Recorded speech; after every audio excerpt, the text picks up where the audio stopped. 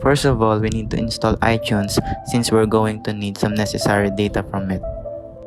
You need to download the correct bit, same as with your computer. In case you didn't know your bit, here's how to check it.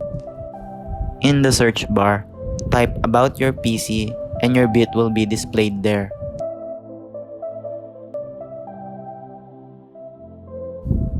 Make sure to download the latest version of iTunes with your correct operating system.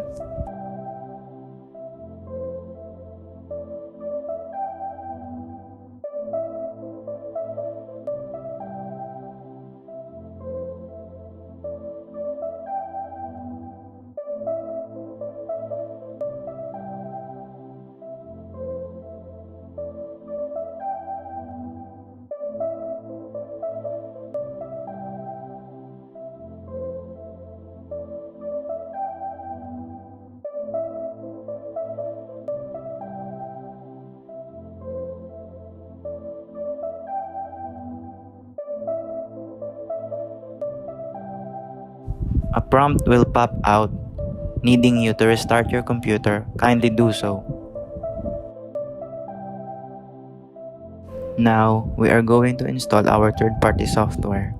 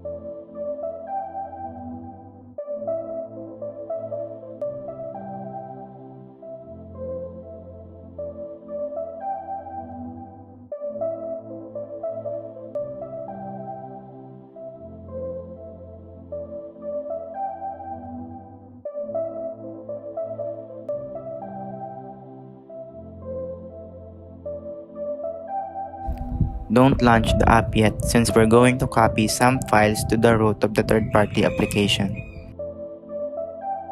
Now, as we're extracting the other file in the folder, it will give us an error message. Do not worry about it being told as a virus because it is not. Follow the steps to allow it to your PC.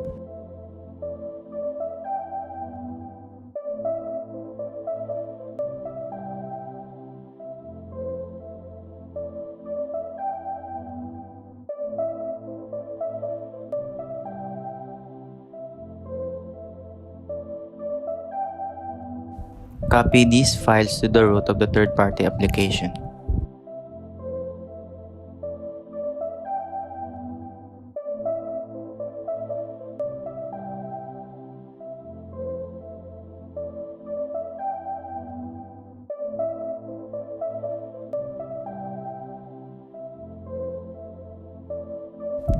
Plug in your phone device.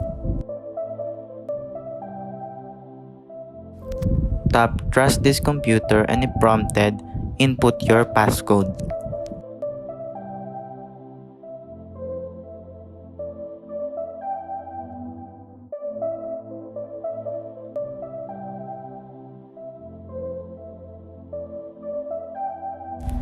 And now we're done. Remember, it is an act of good deed to subscribe if I have helped you.